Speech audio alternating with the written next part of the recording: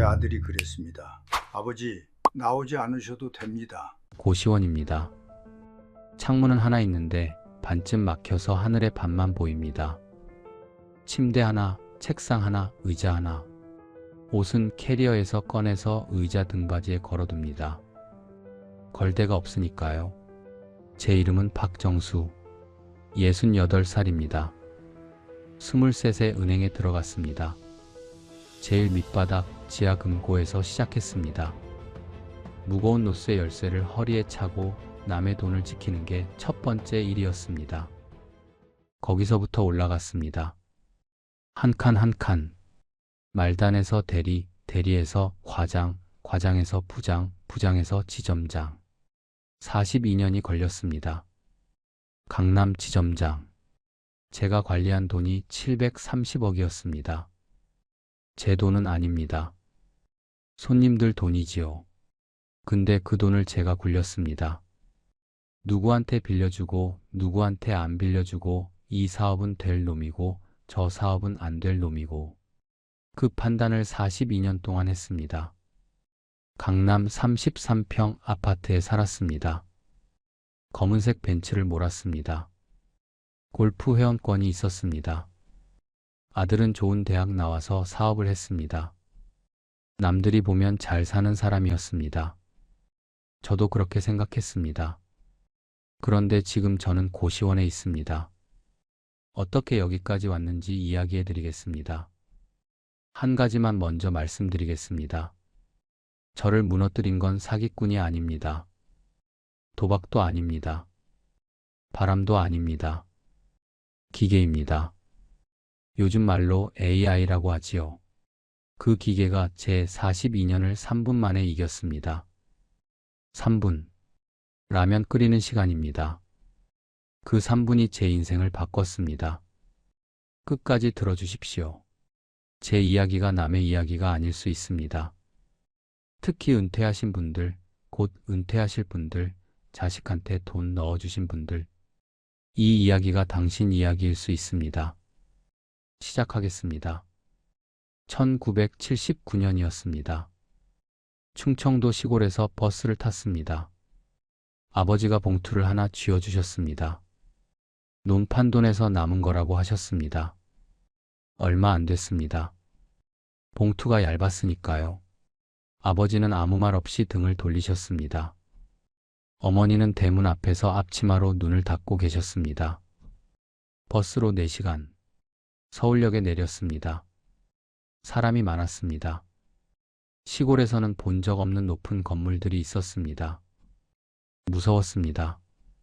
근데 돌아갈 수는 없었습니다. 아버지가 논을 파셨으니까요. 을지로 근처에 고시원을 잡았습니다. 한 달에 12,000원이었습니다. 3평짜리 방.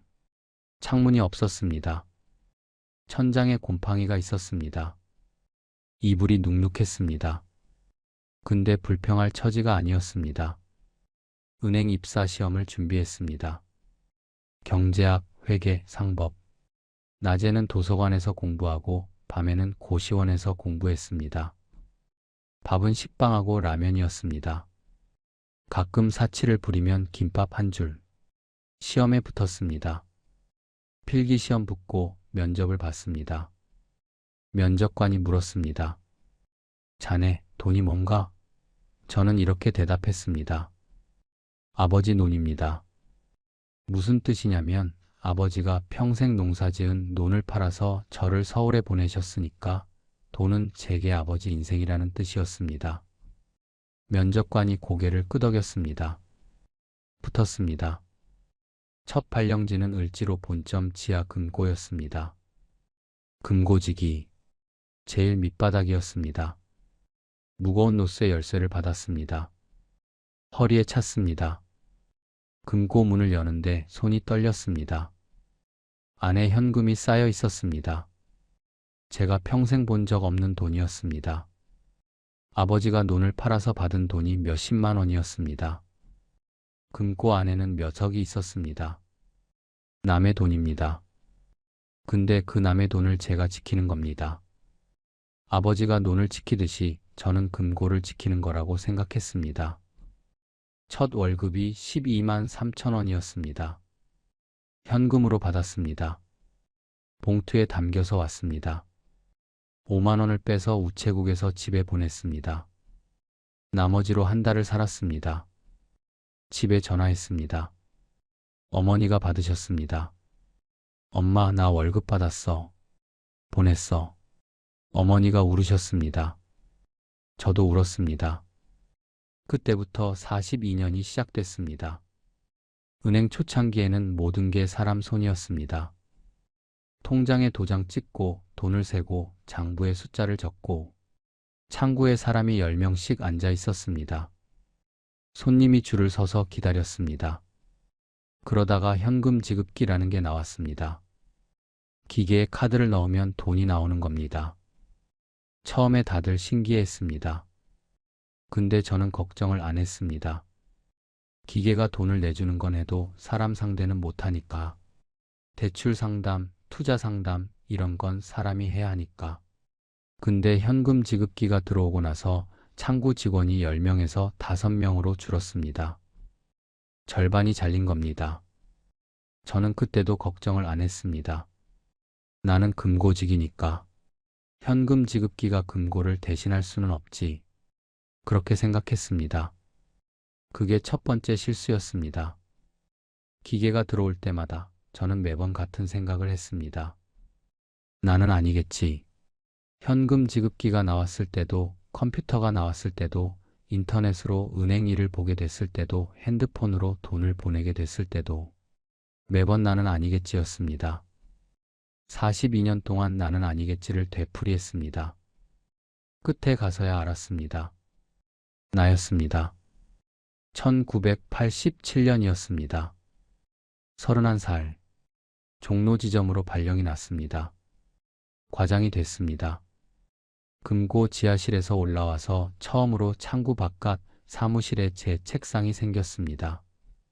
종로 지점은 장사하시는 분들이 많이 오는 데였습니다.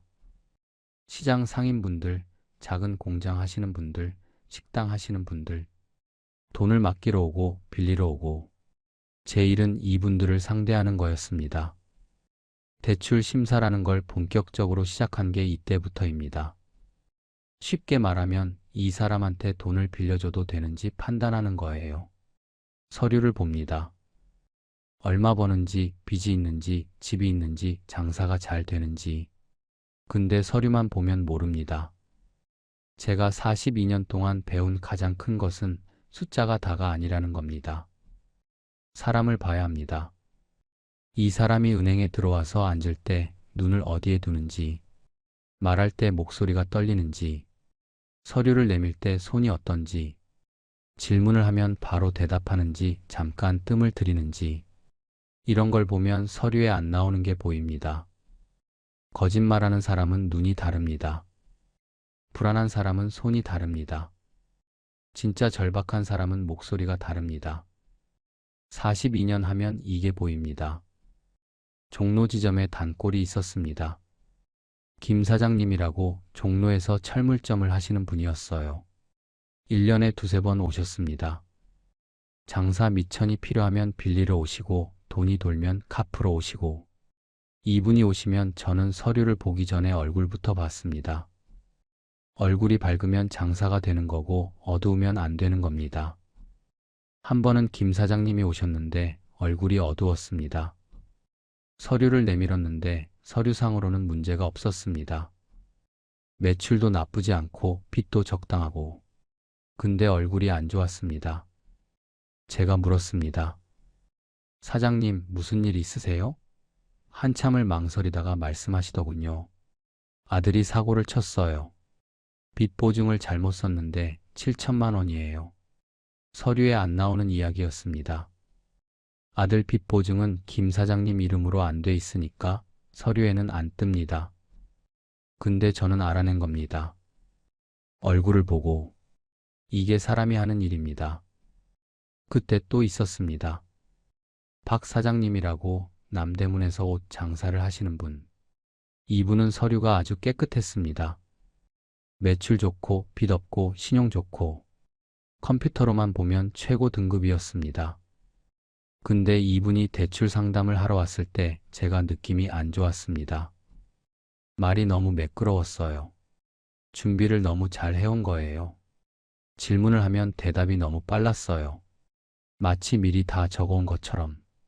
찝찝했습니다. 조금 더 알아봤습니다. 알고 보니 이분이 장부를 꾸민 거였습니다. 매출이 실제보다 부풀려져 있었습니다. 컴퓨터는 장부에 적힌 숫자만 보니까 모릅니다. 근데 사람은 느낌으로 압니다. 이 두 가지가 제 일의 핵심이었습니다. 숫자 뒤에 있는 사람을 읽는 것, 서류에 없는 사연을 알아내는 것. 이건 컴퓨터가 못하는 거라고 저는 믿었습니다. 42년 동안 그렇게 믿었습니다. 1990년에 결혼을 했습니다. 같은 은행 창구에서 일하던 사람이었습니다. 이 사람이 웃는 게 예뻤습니다. 점심시간에 같이 밥을 먹다가 어느 날 용기를 내서 주말에 시간 되세요? 했습니다. 그게 시작이었습니다. 1992년에 아들이 태어났습니다. 병원에서 아들을 처음 안았을 때 세상에서 이렇게 가벼운 게 이렇게 무거울 수 있구나 싶었습니다. 3kg 남짓한 아이가 제 인생 전부의 무게였습니다. 아내는 아이 때문에 은행을 그만뒀습니다. 저 혼자 벌었습니다. 넉넉하지는 않았지만 부족하지도 않았습니다. 매달 월급이 꼬박꼬박 나왔으니까요. 그러다 1997년이 왔습니다. IMF. 나라가 흔들렸습니다. 은행도 흔들렸습니다. 거래처 사장님들이 하나둘 무너졌습니다. 김 사장님 철물점도 어려워졌습니다. 지점장님 한 달만 더 주세요. 이런 전화가 매일 왔습니다. 근데 저도 어쩔 수 없었습니다. 위에서 회수하라고 하니까요. 빌려준 돈을 돌려받아야 은행이 살았습니다. 그때 제 옆자리에 있던 동료가 잘렸습니다. 구조조정이라고. 한꺼번에 직원 3분의 1이 나갔습니다. 저는 남았습니다. 실적이 좋았으니까요. 근데 남은 사람도 편하지 않았습니다. 나간 사람 뒤치다꺼리를 해야 했으니까요. 1997년에 배운 게 있습니다. 칼은 아무나 벨니다. 잘하는 사람이든 못하는 사람이든 칼이 오면 벨 수 있습니다. 그때 살아남은 건 운이었습니다. 실력도 있었겠지만 운이 반이었습니다. 그때 저는 이렇게 생각했습니다. IMF도 살아남았는데 나는 뭐든 견딜 수 있다. 이게 두 번째 실수였습니다. IMF는 지나가는 태풍이었습니다. 기계는 태풍이 아닙니다. 지나가지 않습니다. 한번 오면 안 갑니다. 근데 그때는 몰랐습니다. 2023년에야 알았습니다. 2005년 49살 강남 지점장이 됐습니다. 강남 지점이면 은행 안에서 제일 좋은 자리 중 하나입니다. 돈이 많은 손님이 오는 데니까요. 예금이 많고 대출이 크고 숫자가 큽니다. 숫자가 크면 실적이 좋고 실적이 좋으면 대우가 좋습니다. 지점장 방이 따로 있었습니다. 마호가니 책상, 가죽 의자, 창밖으로 강남 거리가 내려다 보였습니다. 책상 위에 황동 명패가 있었습니다. 지점장 박정수. 이 명패를 처음 받았을 때 을지로 지하 금고에서 노쇠 열쇠를 받던 날이 생각났습니다. 23세 열쇠를 받았고 49의 명패를 받았습니다. 26년이 걸렸습니다. 제가 관리하는 돈이 730억이었습니다.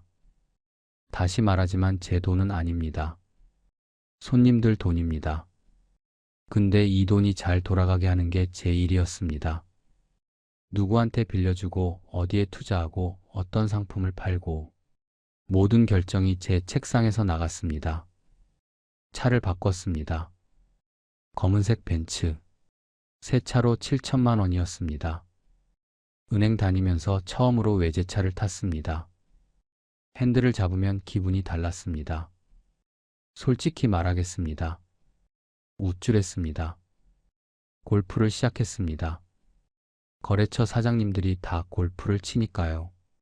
회원권을 샀습니다. 3천만 원. 주말마다 라운드를 돌았습니다.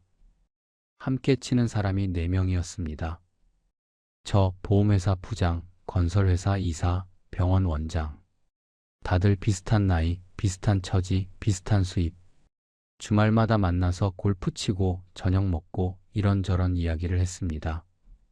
아파트도 바꿨습니다. 강남 33평. 2008년에 7억에 샀습니다. 대출 좀 받고 모은 돈 좀 보태고. 아내가 좋아했습니다. 여보, 우리 진짜 강남 사는 거야? 그때 아내 표정을 아직도 기억합니다. 거실 창문 앞에 서서 밖을 내다보면서 웃었습니다. 아들은 좋은 대학에 들어갔습니다. 컴퓨터 쪽을 전공했습니다.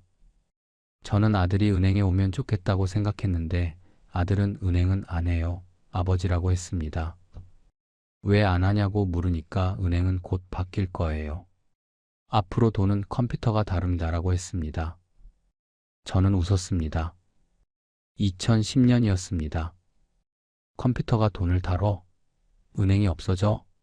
무슨 소리야? 아들도 웃었습니다. 근데 아들 웃음은 제 웃음이랑 달랐습니다. 아들은 두고 보세요 라는 웃음이었습니다. 이 시절이 제 전성기였습니다. 돈이 있었고 이름이 있었고 자리가 있었습니다.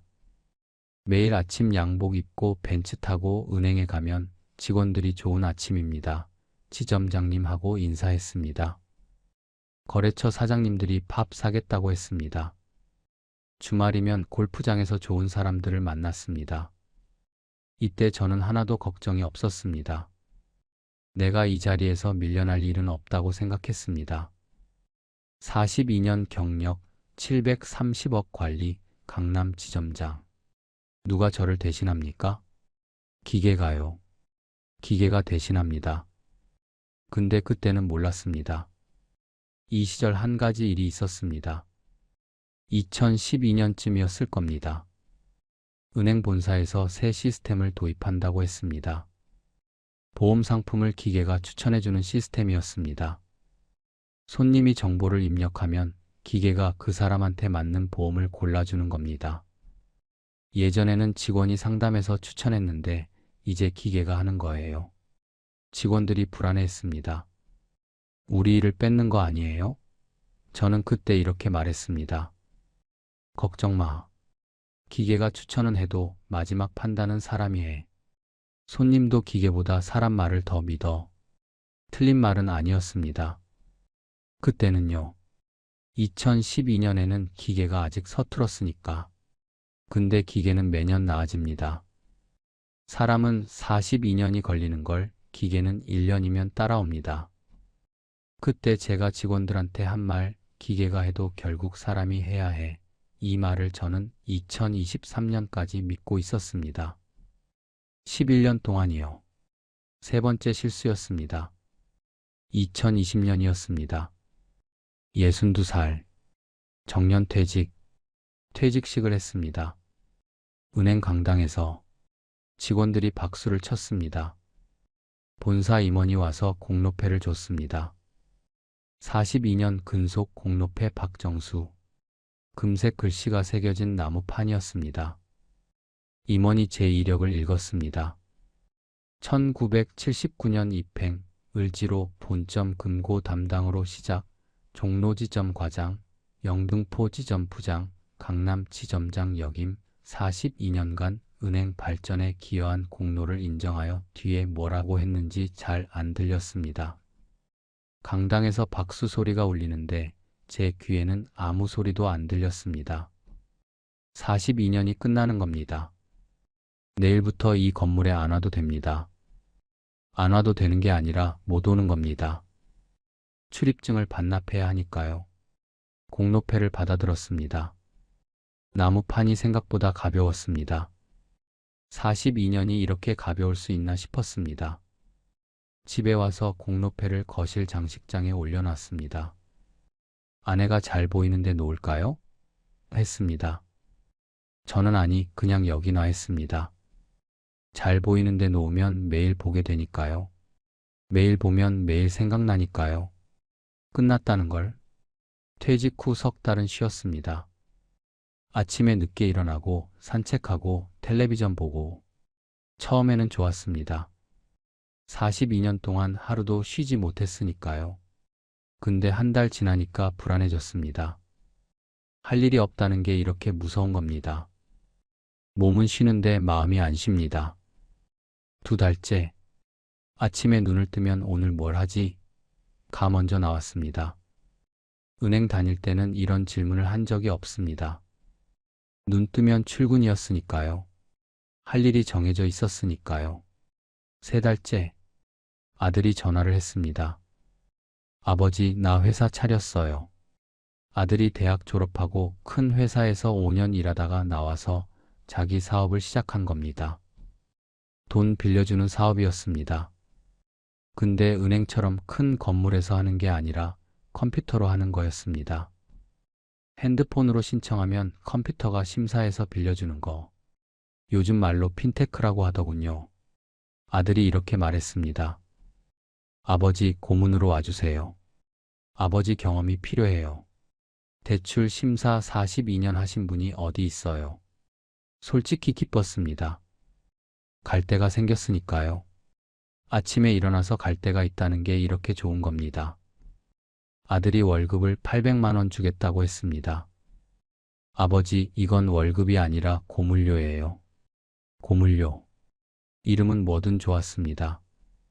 아들 회사에 제 자리가 있다는 게 중요했습니다. 저도 돈을 넣었습니다. 3억을 넣었습니다. 퇴직금 일부하고 모아둔 돈이었습니다. 아들이 아버지 투자해 주시면 회사 지분을 드릴게요. 회사가 잘 되면 몇 배로 돌려드릴 수 있어요 라고 했습니다. 3억. 적은 돈이 아닙니다. 아내가 좀 걱정했습니다. 그 돈 넣어도 괜찮은 거야?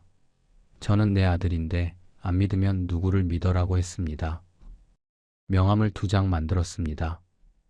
하나는 은행 지점장 시절 명함. 이건 서랍에 넣어뒀습니다. 하나는 아들 회사 고문 명함.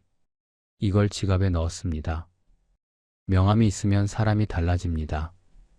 뭐 하시는 분이세요? 물으면 명함을 내밀 수 있으니까요. 아들 회사에 첫 출근하던 날 판교 사무실에 들어갔습니다. 젊은 사람들이 컴퓨터 앞에 앉아 있었습니다. 저한테 인사했습니다. 안녕하세요, 고문님. 고문님. 지점장님은 아니지만 그래도 님이 붙었습니다. 제 자리에 앉으니까 아크릴 명패가 있었습니다. 고문 박정수. 마호가니 책상 위 황동 명패는 아니었지만 명패는 명패였습니다. 그날 저녁 아내한테 말했습니다. 나 오늘 출근했어. 아내가 웃었습니다. 저도 웃었습니다. 오랜만에 웃었습니다. 이때까지만 해도 괜찮았습니다. 아직 기계를 몰랐으니까요. 2023년 3월이었습니다. 아들 회사가 커졌습니다. 직원이 7명에서 25명이 됐습니다. 투자를 받아서 사무실도 넓혔습니다. 근데 제 방은 오히려 줄었습니다. 원래 쓰던 회의실을 반으로 나눠서 왼쪽에 젊은 직원 셋이 들어왔습니다. 칸막이 하나 사이에 두고 왼쪽에서는 키보드 소리가 나고 오른쪽에서 저는 신문을 읽었습니다. 아들이 미안하다고 했습니다. 아버지, 큰 데로 이사하면 방 따로 만들어 드릴게요.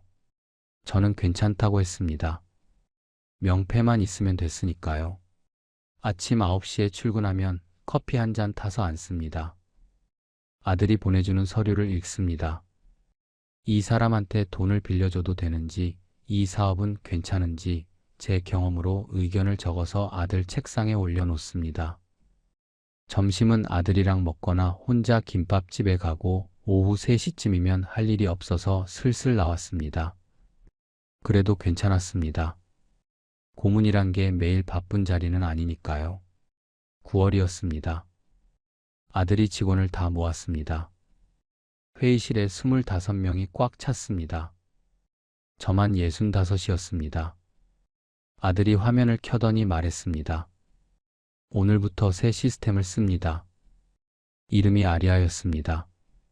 뭔 뜻이냐면 돈 빌려주는 심사를 사람 대신 기계가 하겠다는 겁니다.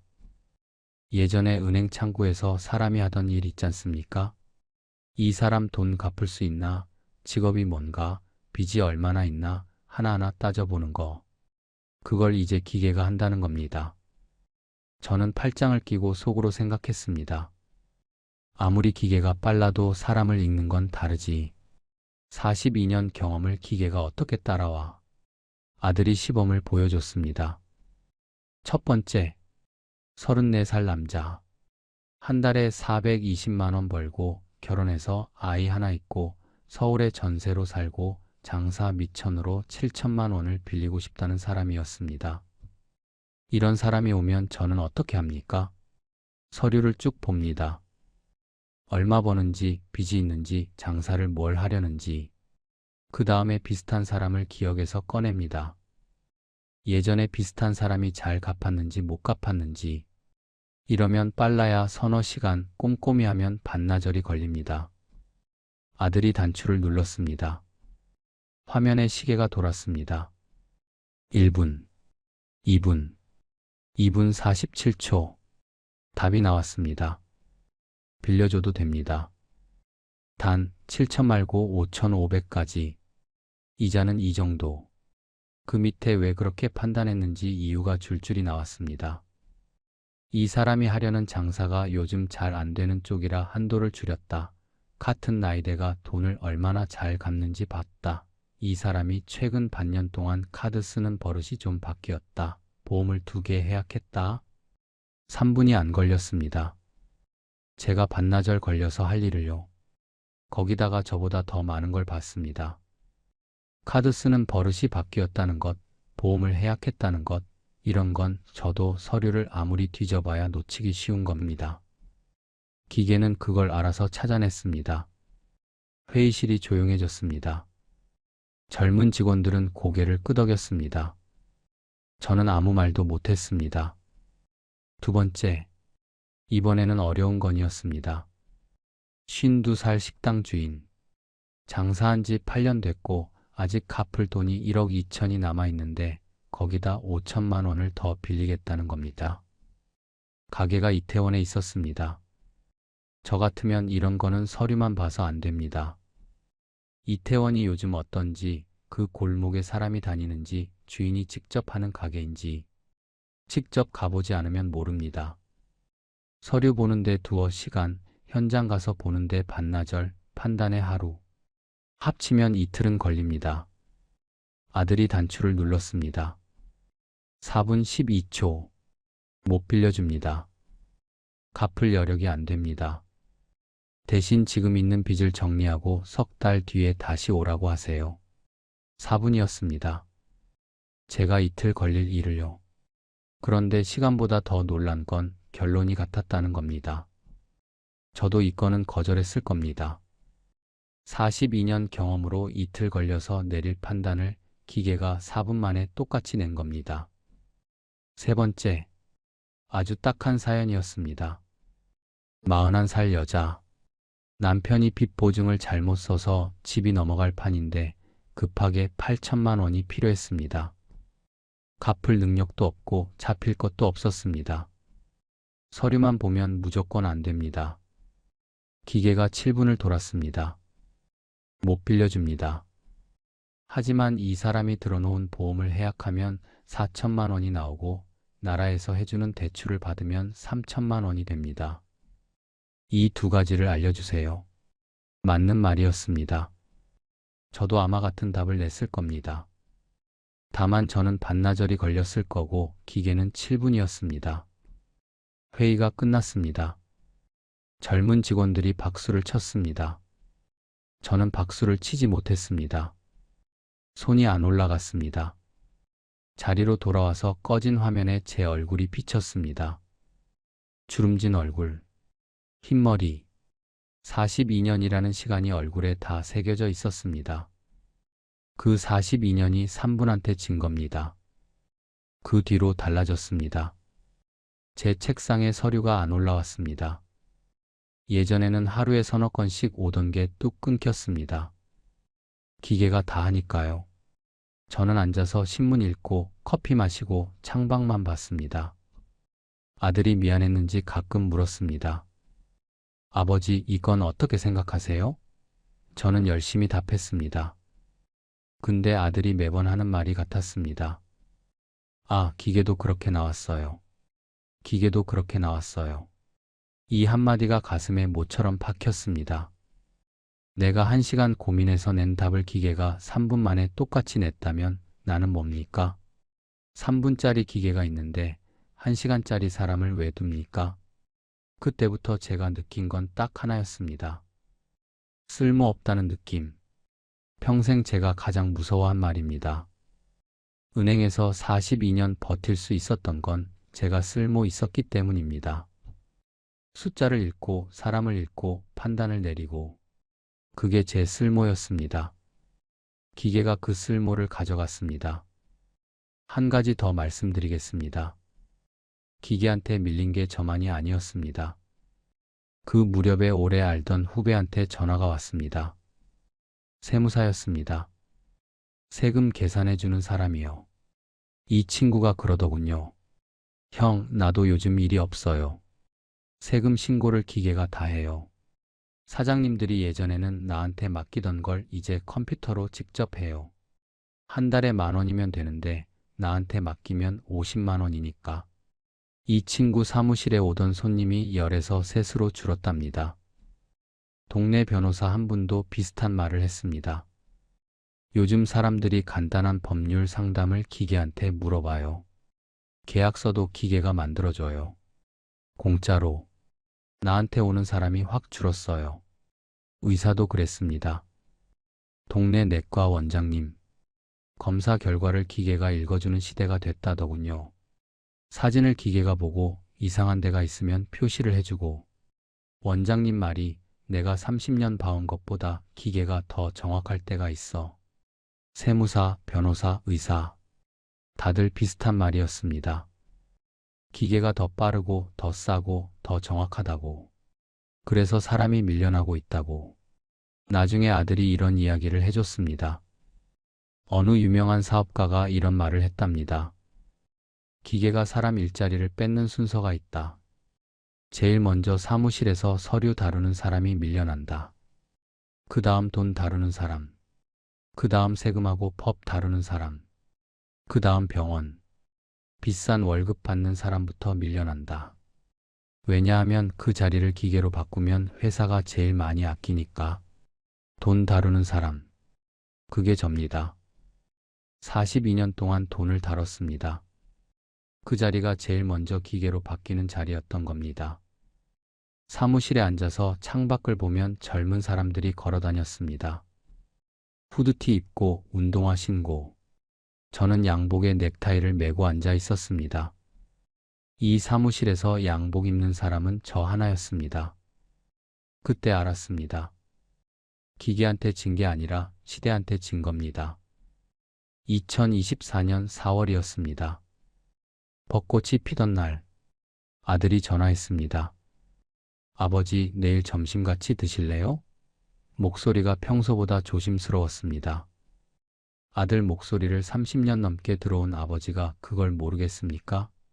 뭔가 할 말이 있구나 싶었습니다. 다음날 낮 12시, 회사 근처 일식집, 아들이 먼저 와 있었습니다. 제가 좋아하는 광어하고 연어 초밥을 시켰습니다. 아들이 이걸 기억하고 있다는 게 고마웠습니다. 밥을 먹으면서 이런저런 이야기를 했습니다. 손녀가 유치원에서 상 받았다더라. 며느리가 요리를 배운다더라. 그러다 아들이 젓가락을 내려놨습니다. 아버지, 회사 이야기 좀 할게요. 그래. 아버지가 고문으로 오신 지 1년 반 됐잖아요. 그렇지. 그동안 아버지한테 정말 많이 배웠어요. 저는 가만히 들었습니다. 좋은 말을 먼저 하면 그 다음에 안 좋은 말이 오는 겁니다. 은행에서 42년 일하면서 그 순서를 수천 번 봤습니다. 대출 거절할 때도 그랬습니다. 사장님, 그동안 정말 열심히 하셨습니다. 근데 이러면 근데 뒤에 거절이 옵니다. 아들이 입을 열었습니다. 근데 아버지, 솔직히 말씀드릴게요. 왔구나 싶었습니다. 기계가 돌아가기 시작하고 나서 심사 정확도가 많이 올라갔어요. 속도는 10배 빨라졌고요. 실수도 거의 없어졌어요. 손님들 반응도 좋아졌고요. 고개를 끄덕였습니다. 알고 있었습니다. 아버지한테 매달 800만 원을 드리고 있잖아요. 그래. 그 돈이면 기계 유지하는 비용 넉 달치예요. 기계는 한 달에 200만 원이면 돌아가거든요. 입안이 텁텁해졌습니다. 초밥 맛이 갑자기 사라졌습니다. 아버지, 제가 돈 넣어준 사람들한테 설명을 해야 하는데 고문 비용이 기계 유지비보다 4배가 되니까 설명이 안 돼요. 아들 목소리가 작아졌습니다. 아버지, 나오지 않으셔도 됩니다. 나오지 않으셔도 됩니다. 이 말을 들었을 때 아무 표정도 못 지었습니다. 화가 나야 하는 건지, 슬퍼해야 하는 건지, 이해해야 하는 건지 아무것도 몰랐습니다. 그냥 멍했습니다. 아들이 빨리 말을 이었습니다. 아버지가 처음에 넣으신 3억은 회사 몫으로 남아있으니까 회사가 잘 되면 다 돌려드릴 수 있어요. 고개를 끄덕였습니다. 아들한테 화를 내면 안 된다는 건 알았습니다. 아들 잘못이 아니니까요. 기계가 잘하는데 어떡합니까? 사장이 돈을 아끼는 건 당연하고 설명이 안 되면 안 되는 거고. 저도 은행에서 그런 판단을 수백 번 했습니다. 성과가 안 나오면 줄이거나 내보내야 한다고. 근데 그 판단을 당하는 쪽이 내가 될 줄은 몰랐습니다. 식당을 나왔습니다. 벚꽃이 떨어지고 있었습니다. 길에 흰 꽃잎이 깔려 있었습니다. 아들이 차로 모셔다 드릴까요? 했습니다. 아니야, 좀 걸을게 했습니다. 혼자 걸었습니다. 판교 거리를, 양복에 넥타이를 매고 젊은 사람들 사이를 걸었습니다. 사무실로 가서 짐을 챙겼습니다. 짐이랄 것도 없었습니다. 커피잔 하나, 메모장 2권, 만년필 하나, 그리고 아크릴 명패, 고문 박정수. 가방에 넣을까 말까 한참을 고민하다가 넣었습니다. 엘리베이터를 탔습니다. 거울에 제 모습이 비쳤습니다. 양복 입은 66살 남자. 은행 다닐 때 이 양복이 갑옷이었습니다. 이걸 입으면 뭐든 할 수 있는 사람이었습니다. 근데 지금은 그냥 늙은 남자였습니다. 기계한테 자리를 뺏긴 늙은 남자. 1층 로비를 걸어 나오는데 눈물이 나올 것 같았습니다. 참았습니다. 사람이 있었으니까요. 차에 타서 시동을 걸고 주차장을 나오는데 그때 터졌습니다. 핸들을 잡고 울었습니다. 소리는 안 냈습니다. 눈물만 흘렀습니다. 집에 가서 아내한테 뭐라고 할까? 나 잘렸어? 아들한테? 기계한테 밀려서 아들한테 잘렸다고? 한참을 주차장에 앉아 있었습니다. 30분은 됐을 겁니다. 그 다음 날부터 출근할 데가 없었습니다. 아침에 눈을 뜨면 7시. 42년 습관이 안 깨집니다. 양복을 입으려다가 멈춥니다. 갈 데가 없으니까. 평상복을 입고 거실에 앉습니다. 아내가 밥 먹어요 합니다. 밥을 먹고 앉아 있습니다. 뭘 하지? 이 세 글자가 머릿속에서 안 떠났습니다. 42년 동안 하루도 안 쉬고 일했습니다. 토요일에도 명절에도 아이 돌잔치 날에도 은행에 나갔습니다. 그런 사람이 갑자기 할 일이 없어진 겁니다. 텔레비전을 켭니다. 뉴스를 봅니다. 기계가 이것도 한다, 저것도 한다. 뉴스마다 기계 이야기입니다. 은행 직원이 줄었다. 세무사 사무실이 문 닫았다. 법률 상담을 기계가 한다. 병원에서 기계가 검사 결과를 읽는다. 전화를 했습니다. 후배 세무사한테. 너 요즘 어때? 형, 안 좋아요. 이번 달에 손님이 3명이에요. 변호사한테. 선생님 요즘 어떠세요? 박 지점장님, 저도 곧 사무실 뺄 것 같아요. 내과 원장님한테. 원장님, 환자 많으세요? 줄었어요. 다들 같은 이야기였습니다. 기계가 들어오고 사람이 밀려나고 있다고. 그 순서가 이랬습니다. 제일 먼저 사무실에서 서류 정리하는 사람들, 그 다음 저처럼 돈 다루는 사람들, 그 다음 세금, 법, 그 다음 병원, 그 다음 컴퓨터 만드는 사람들까지 순서대로 밀려나고 있었습니다. 도미노처럼요. 첫 번째 패가 쓰러지면 두 번째, 세 번째. 저는 두 번째 패였습니다. 이미 쓰러진 패. 무서운 건 세 번째, 네 번째 패도 벌써 흔들리고 있다는 겁니다. 돈 이야기를 하겠습니다. 듣기 불편하실 수 있습니다. 근데 이걸 말해야 제가 왜 고시원까지 갔는지 아실 겁니다. 아들 회사에서 나온 뒤에 제 수입은 연금 150만 원이 전부였습니다. 800만 원 나오던 게 하루아침에 사라졌으니까 7분의 1로 줄어든 겁니다. 근데 나가는 돈은 그대로였습니다. 강남 아파트 관리비가 한 달에 40만 원 넘게 나왔습니다. 벤츠 유지비, 보험이랑 기름값이랑 합치면 100만 원. 골프 회원권 유지비 20만 원. 아내 생활비, 밥값, 전화비 이것저것 합치면 한 달에 300만 원은 있어야 숨을 쉴 수 있었습니다. 수입은 150, 나가는 돈은 300. 매달 150만 원씩 모자라는 겁니다. 3억이 있긴 했습니다. 아들 회사에 넣은 3억. 근데 이건 현금이 아니었습니다.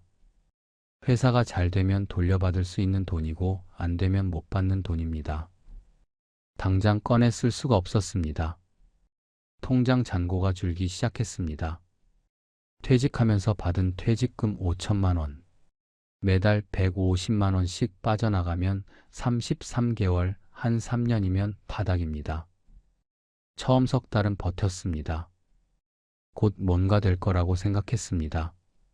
다른 데서 고문 자리가 올 수도 있고 아는 사람이 일을 소개해 줄 수도 있고 아는 사람들한테 나 요즘 좀 쉬고 있다 정도는 돌려 말했습니다.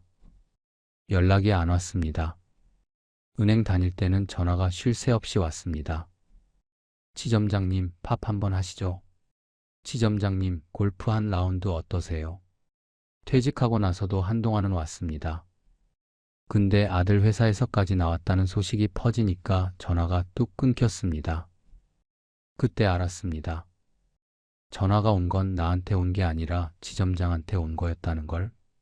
직함이 없으면 저는 전화 한 통 안 오는 사람이었습니다.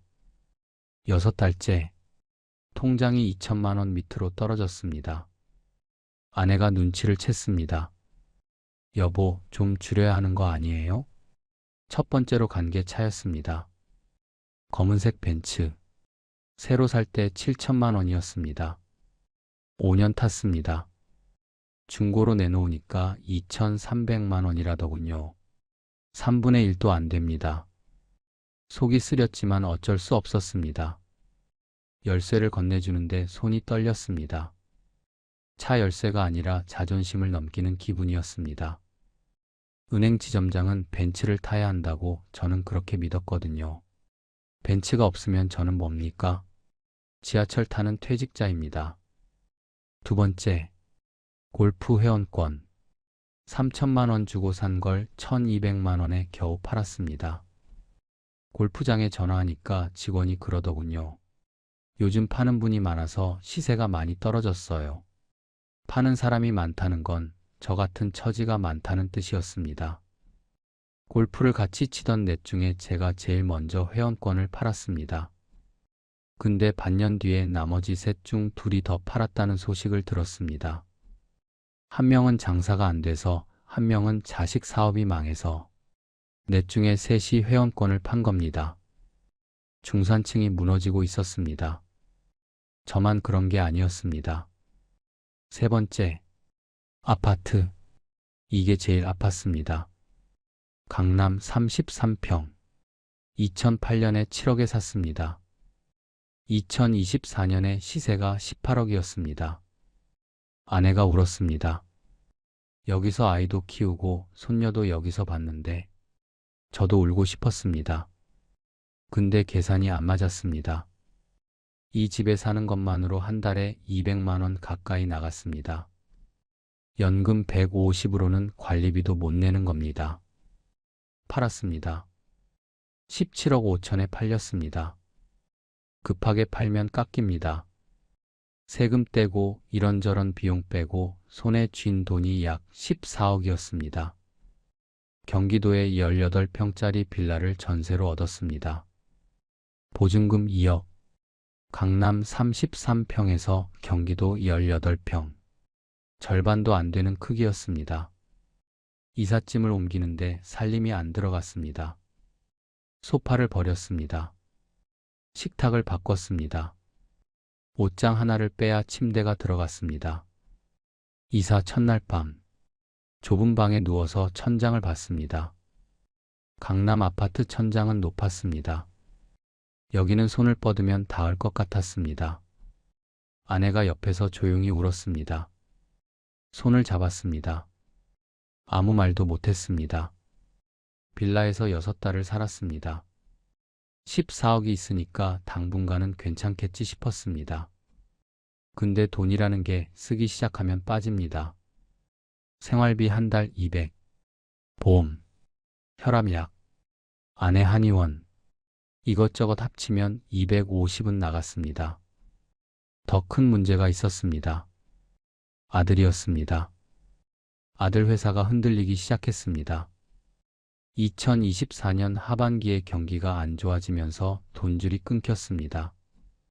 아들이 전화해서 아버지 회사가 좀 어려워요 라고 했을 때 가슴이 쿵 내려앉았습니다. 제 3억이 거기 있으니까요. 2025년 초에 또 전화가 왔습니다. 아버지 죄송한데 3억은 좀 더 시간이 걸릴 것 같아요. 당장은 못 돌려준다는 뜻이었습니다. 3억. 제가 아들을 믿고 넣은 3억. 퇴직금 일부하고 아파트 팔아서 모은 돈이었습니다. 그게 묶여버린 겁니다. 그때부터 내려가는 속도가 빨라졌습니다. 빌라 전세 보증금 2억도 걱정이 됐습니다. 요즘 보증금 못 돌려받는 일이 하도 많으니까요. 보증금을 빼서 더 싼 데로 가야 하나. 결국 뺐습니다. 더 싼 데를 찾았습니다. 고시원. 이 나이에 고시원이라니. 고시원은 젊은 사람들이 시험 준비하면서 사는 데 아닙니까? 68살 남자가 갈 데가 아닙니다. 근데 갔습니다. 선택할 게 없었습니다. 서울에서 좀 외진 곳에 있는 고시원. 한 달 28만 원. 방이 8평이라고 돼 있었는데 실제로는 더 좁았습니다. 침대 하나 놓으면 걸어 다닐 데가 반평도 안 됐습니다. 화장실은 같이 쓰고 부엌은 없고 복도 끝에 전자레인지하고 정수기가 있었습니다. 캐리어 하나, 옷 몇 벌, 세면도구, 혈압약, 그리고 상자 하나에 파란색 넥타이, 명함 2장, 공로패 하나. 아내는 처제 집에 갔습니다. 같이 고시원에서 살 수는 없었습니다. 방이 하나고 침대가 하나니까요. 잠깐이야. 곧 자리 잡으면 데리러 올게라고 했습니다. 그 잠깐이 얼마나 길어질지 저도 몰랐습니다. 아내가 버스 타는 걸 지켜봤습니다. 버스가 모퉁이를 돌아 사라질 때 다리에 힘이 풀렸습니다. 고시원 방에 들어가서 문을 닫았습니다. 침대에 앉았습니다. 삐걱거렸습니다. 강남 33평, 경기도 18평, 고시원 8평, 내려가는 계단이었습니다. 한 칸 한 칸 내려갈 때마다 집이 줄고 가진 것이 줄고 사람이 줄었습니다. 계단 끝이 어딘지 저도 몰랐습니다. 새벽 5시에 눈이 떠집니다. 42년 동안의 습관입니다. 은행 다닐 때 매일 5시에 일어났습니다. 면도하고 양복 입고 구두 닦고 6시에 나서서 7시 전에 도착하고 그게 42년이었습니다. 그만둔 지 4년이 됐는데 몸은 아직 5시에 깨웁니다. 알람이 없어도 됩니다. 몸이 기억합니다. 눈을 뜨면 천장이 보입니다. 하얀 천장. 아니, 하였던 천장. 누렇게 바랜 천장. 장판이 좀 들떠 있고 벽지 모서리가 벌어져 있습니다. 침대 하나, 작은 책상 하나, 의자 하나. 옷은 의자 등받이에 걸어둡니다. 일어나면 허리가 삐걱합니다. 침대가 안 좋습니다. 용수철이 삐져나온 데가 있어서 잘못 자면 허리가 아픕니다. 강남 아파트에서는 비싼 매트리스에서 잤습니다. 여기 침대는 5만 원도 안 할 겁니다. 세면도구를 들고 복도로 나갑니다. 새벽 5시에는 조용합니다. 방이 24개인데 이 시간에 깨어있는 건 저하고 배달 일 나가는 젊은 친구 하나. 이렇게 둘입니다. 화장실에서 세수를 합니다. 거울에 제 얼굴이 비칩니다. 주름이 깊어졌습니다. 살이 빠져서 볼이 꺼졌습니다. 면도를 합니다. 은행 다닐 때도 매일 했습니다. 여기서도 안 빼먹습니다. 면도를 안 하면 진짜 포기한 것 같으니까요. 면도라도 하면 아직 버티고 있다는 기분이 듭니다. 방에 돌아와서 전기포트에 물을 올립니다. 하얀 플라스틱 전기포트. 2,000원짜리 커피를 탑니다. 봉지 커피요. 설탕 많이, 프림 많이. 은행 다닐 때는 4-5,000원짜리 커피를 마셨습니다. 지금은 봉지 커피가 제일 맛있습니다. 뜨끈하고 달달하고. 이 작은 방에서 커피 한 잔이 하루 중 제일 좋은 시간입니다. 커피를 마시면서 창밖을 봅니다. 반쪽짜리 창문.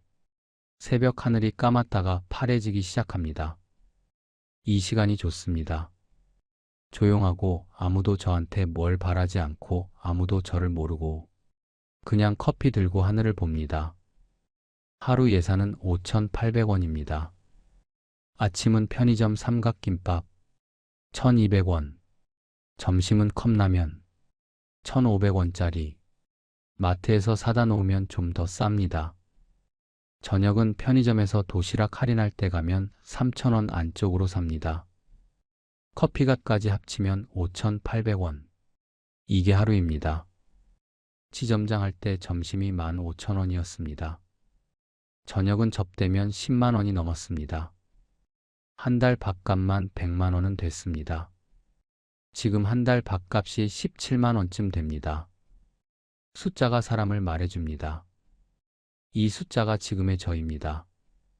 오전에는 동네를 걷습니다. 1시간. 빠르게 걸으면 운동이 되고 돈이 안 듭니다. 혈압약을 먹으니까 걸어야 합니다. 걸으면서 생각합니다. 별별 생각을 다 합니다. 예전 생각, 앞으로 어떻게 할지, 아내 생각, 아들 생각. 걸으면서 제일 많이 떠오르는 게 뭔지 아십니까? 3분입니다. 기계가 심사를 3분에 끝내던 그 3분. 제가 반나절 걸리는 걸 3분에 한 그 3분. 42년을 3분이 이긴 겁니다. 근데 걸으면서 이런 생각도 합니다. 3분 만에 되는 건 숫자 계산이지 사람 읽기는 아니라는 거. 기계는 숫자를 봅니다. 한 달에 얼마 버는지, 빚이 얼마인지, 카드를 얼마나 쓰는지. 그건 기계가 잘합니다. 인정합니다. 저보다 훨씬 잘합니다. 근데 기계가 못 보는 게 있습니다. 2002년에 종로 지점에서 있었던 일입니다. 50대 아저씨가 오셨습니다. 국밥집을 하시는 분이었어요. 서류를 봤습니다. 숫자만 보면 안 됐습니다. 장사가 줄고 있었고 빚이 좀 있었고. 근데 이분이 서류를 내밀면서 이렇게 말씀하셨습니다. 지점장님, 이거 안 되면 가게 접어야 합니다. 우리 집사람이 아파요. 가게 접으면 병원비를 못 냅니다. 저는 이분 눈을 봤습니다. 거짓말하는 눈이 아니었습니다. 진짜 간절한 사람의 눈이었습니다. 빌려줬습니다. 숫자만 보면 안 됐지만 사람을 보고 빌려줬습니다. 어떻게 됐는지 아십니까? 갚았습니다. 한 번도 안 밀리고 다 갚았습니다. 아내 치료도 끝냈습니다. 나중에 가게에 갔더니 국밥 한 그릇을 주시면서 지점장님 아니었으면 저 죽었습니다. 그러시더군요. 기계였으면 거절했을 겁니다. 숫자가 안 맞으니까. 근데 사람이 봤기 때문에 됐습니다. 이런 생각을 고시원에 앉아서 하면 아직 사람이 할 일이 있다는 생각이 듭니다. 기계는 숫자를 읽습니다. 사람은 사람을 읽습니다. 기계는 빠릅니다. 사람은 깊습니다. 기계는 틀리지 않습니다. 근데 사람만이 봐줄 수 있는 게 있습니다. 그래서 이렇게 생각합니다. 기계 시대에 살아남으려면 기계랑 싸우면 안 됩니다. 기계가 잘하는 건 기계한테 맡기고 사람만 할 수 있는 걸 해야 합니다. 기계가 못하는 게 뭡니까? 눈을 보는 것, 마음을 읽는 것, 괜찮아요, 한번 해보세요 라고 말해주는 것, 숫자에 없는 사정을 헤아리는 것, 이건 기계가 못합니다. 앞으로도 한동안은 못할 겁니다. 요즘 새로 나온 말이 있더군요. 아들이 알려줬습니다. 기계를 부리는 사람. 쉽게 말하면 기계가 계산하고 정리한 걸 가져다가 거기에 사람의 판단을 얹어서 마지막 결정을 내리는 사람입니다. 기계가 악기를 연주하면 사람이 지휘를 하는 겁니다. 저는 42년 동안 숫자를 읽고 사람을 읽고 판단을 내렸습니다. 기계가 숫자를 대신 읽어준다면 저는 사람을 읽는데 힘을 쏟으면 됩니다. 기계가 정리해주는 걸 보고 거기에 사람의 감각을 보태면 됩니다. 아직 못하고 있습니다. 고시원에 앉아서 생각만 하고 있습니다. 근데 포기는 안 했습니다. 새벽 5시에 일어나서 면도하고 커피 타서 마시고 동네를 걷고 매일 합니다. 포기한 사람은 면도를 안 합니다. 저는 아직 면도를 합니다. 한 가지 더 말씀드리겠습니다. 이 고시원에 젊은 친구가 하나 있습니다. 26살. 배달을 합니다. 새벽에 나가서 밤에 들어옵니다. 어느 날 복도에서 마주쳤는데 이 친구가 고개를 숙여 인사하더군요. 어르신, 안녕하세요. 제가 그래, 밥은 먹었어? 했더니 안 먹었다고 합니다. 삼각김밥을 하나 줬습니다. 제 아침이었는데 이 친구가 고맙다고 하면서 주머니에서 뭔가를 꺼냈습니다. 초코바 하나. 어르신, 이거 드세요. 편의점에서 하나 남았길래 집어왔어요. 삼각김밥하고 초코바를 바꾼 겁니다. 그때 느꼈습니다. 기계는 이걸 못한다. 복도에서 만난 사람한테 밥을 나눠주는 것, 주머니에서 초코바를 꺼내주는 것, 아무 계산 없이, 숫자 없이 그냥 사람이니까 하는 것. 이건 기계를 아무리 똑똑하게 만들어도 안 됩니다. 사람이 사람한테 하는 것. 그게 기계 시대에 남는 마지막 것일 수도 있겠다 싶었습니다. 오늘도 새벽 5시에 일어났습니다. 면도를 했습니다. 커피를 탔습니다. 창밖에 하늘이 파래지고 있습니다. 3분짜리 기계 시대에 42년짜리 사람이 할 수 있는 게 뭔지 저는 아직 찾고 있습니다. 못 찾을 수도 있습니다. 이 고시원에서 그냥 늙을 수도 있습니다. 근데 오늘도 면도는 했습니다. 내일도 할 겁니다. 면도를 하는 한 저는 아직 끝나지 않은 겁니다. 여기까지입니다. 제 이야기 들어주셔서 고맙습니다. 혹시 주변에 저 같은 분이 계시면 이 이야기를 보여주십시오. 혼자가 아니라는 걸, 아직 끝이 아니라는 걸 알려주십시오. 기계는 빠릅니다. 근데 사람은 깊습니다. 그 깊이가 아직 쓸모 있을 때 포기하지 마십시오. 구독, 좋아요, 알림 설정. 다음 이야기에서 또 뵙겠습니다.